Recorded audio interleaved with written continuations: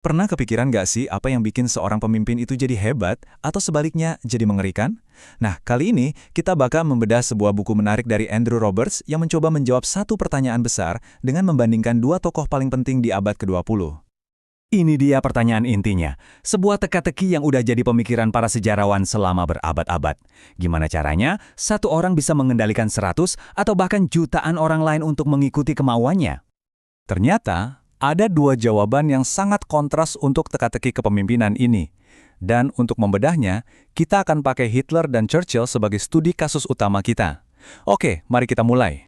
Langkah pertama untuk benar-benar ngerti cara mereka memimpin, kita harus lihat dulu mitos atau citra publik yang mereka bangun dengan sangat hati-hati di sekitar diri mereka.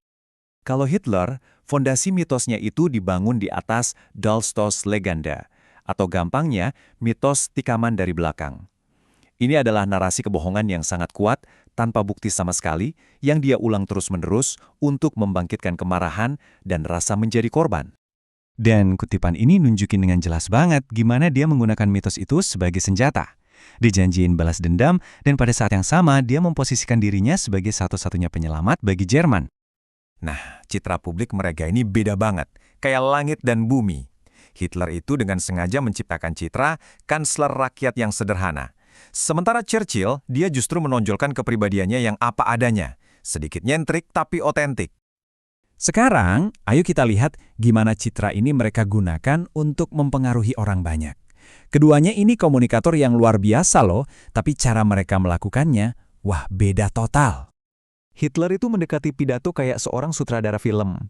Dia merencanakan setiap detailnya dengan sangat teliti. Mulai dari mempelajari timing komedian, ngecek akustik ruangan sendiri, sampai memilih waktu pidato. Dan dia memilih malam hari bukan tanpa alasan. Dia percaya, dan dia tulis ini di bukunya, Mein Kampf, bahwa orang-orang itu lebih gampang dipengaruhi secara emosional di malam hari. Sebuah wawasan psikologis yang dia manfaatkan habis-habisan. Churchill, di sisi lain, kekuatannya itu ada pada tulisan. Dia itu seorang penulis ulung. Jadi pidato-pidatonya itu pada dasarnya adalah argumen yang disusun rapi untuk meyakinkan akal dan logika, bukan cuma untuk menggugah emosi sesaat. Nah, yang menarik banget adalah gimana gaya kepemimpinan mereka yang kontras ini kelihatan di balik layar, yaitu dalam cara mereka mengelola tim dan orang-orang di sekitar mereka. Metode manajemen Hitler itu sengaja dibuat kacau. Dia menciptakan sistem di mana para bawahannya saling bersaing dan sikut-sikutan, dan dia jadi satu-satunya penentu akhir dari semua konflik itu. Ini adalah salah satu prinsip utamanya, sebuah taktik yang cerdik sebenarnya. Dengan menghindari perintah tertulis, dia bisa dengan gampang cuci tangan dan menyangkal tanggung jawab atas tindakan-tindakan paling keji dari rejimnya. Kalau Churchill, wah, 180 derajat kebalikannya. Dia itu mesin birokrasi yang nggak kenal lelah. Semuanya harus tercatat, dilaporkan, dan dikomunikasikan secara langsung. Tujuannya, satu, mendorong tindakan nyata. Dan yang paling terkenal itu label merahnya yang ikonik. Setiap memo yang dia tempel di stiker ini artinya harus dikerjakan saat itu juga, nggak pakai nanti.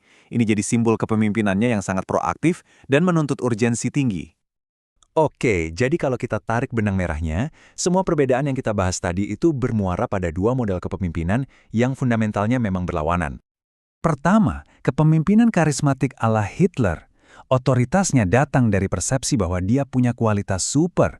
Karisma di sini bukan bakat alami ya, tapi lebih seperti trik sulap kepercayaan diri yang dibangun di atas kultus individu, yang menuntut pengikutnya untuk berhenti berpikir kritis.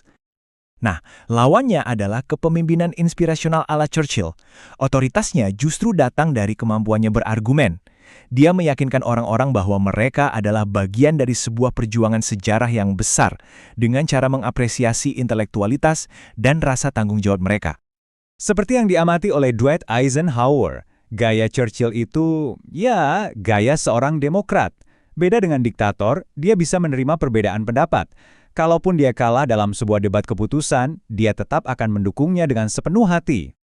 Dan ini membawa kita ke pertanyaan terakhir, yang mungkin jadi yang paling penting dari semua pembahasan kita. Kenapa semua ini masih penting dan relevan banget buat kita hari ini? Karena, seperti yang dikatakan Andrew Roberts, kita perlu tahu cara mengenali para tiran di masa depan.